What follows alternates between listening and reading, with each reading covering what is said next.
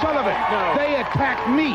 That is why he was dropped the way he was dropped, and anyone else that messes with Lewin and Sullivan. What you pulled out of your boot? I pulled nothing out of my boot but something to protect myself. Lewin got it, drove it into the kid's head, and the kid's out of wrestling. I also heard Angelo Mosca. I'm not afraid of nothing. I am determined and serious to take care of my own business and quit looking like a fool.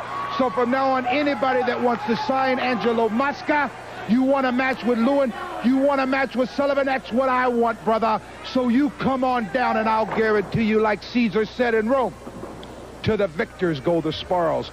And in my idea of victory is the man that walks from the ring is the victor. I don't care who a referee counts down, what a referee says. It will be ultimate and everlasting victory by the hands of Mark Lewin and Gary Hart. And if it takes the golden spike will be used, because I'm sick of you, I'm sick of the promotion, and I'm sick of Mosca. So if you ain't got guts, not afraid, brother. Why would you have your men around me? You ask Scott McGee if I'm afraid. Yes, you ask Angelo Mosca. To get him with, right? Brother, you know there's an old saying, if you can't do it with these, there's always friends, and I always have a friend. Maybe you'll get the golden spike, and maybe we can get rid of you and your announcing, too. All right, ladies and gentlemen, now we have Bob Orton in the ring. Let's go to him. And a very good match we have going on. Right now, Bob Orton Jr. has gained the upper hand this match, but Vinnie Valentino, another young lion, was giving him a lot of problems while Gary Hart was out there explaining to you what happened. Gary Hart seems a little upset, David, and a lot of people have been upset. Very upset. Big Nasty Mosca before, and came out on the smaller end for many, many years. Many guys was after Big Nasty Mosca, and now I think Mosca's after 2 or 3 more. One Maniac Mark Lewin and one Gary Hart. All right, but look, right now, Bob Orton Jr. content right now just to pull at the neck and the head.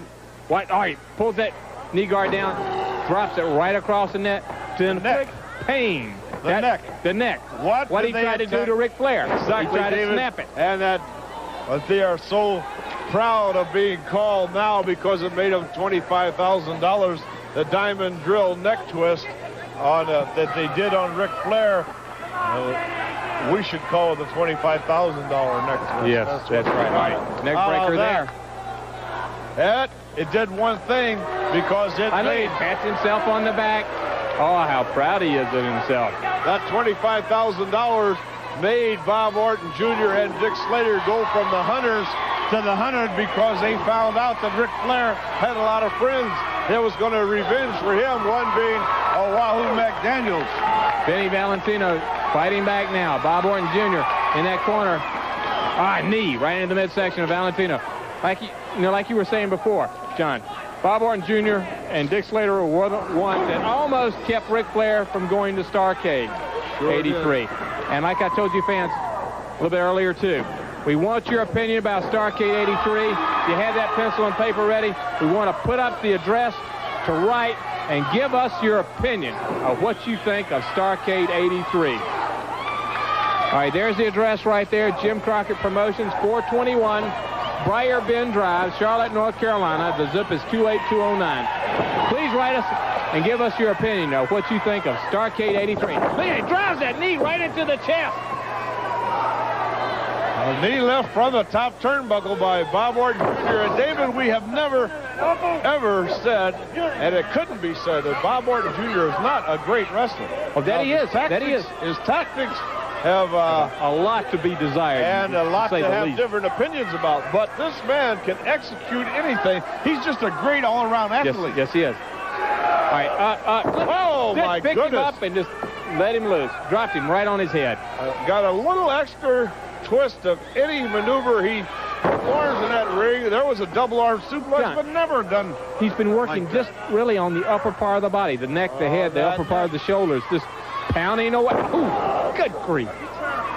Everything he does in that ring, he puts all look at the grin. Look at the grin on his face. How happy he is.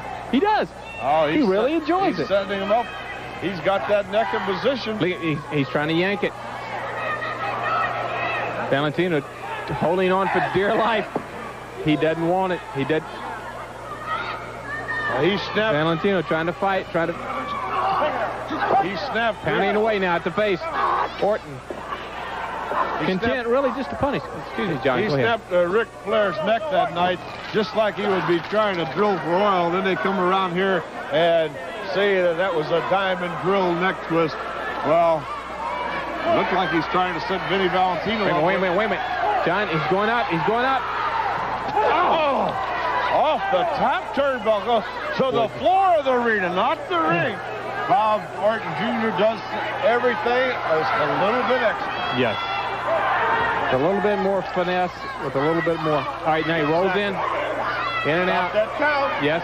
Intelligent individual. All right, slam. Is he going to slam him? Where is he going to slam him? The iron bar. The iron rail. And that is the backbone. There's not much meat right there, David. No, there's no not. protection whatsoever with an iron post out there and drop the backbone right against it. He's getting a tremendous warning here from Tommy Young. Valentino, the game competitor that he is.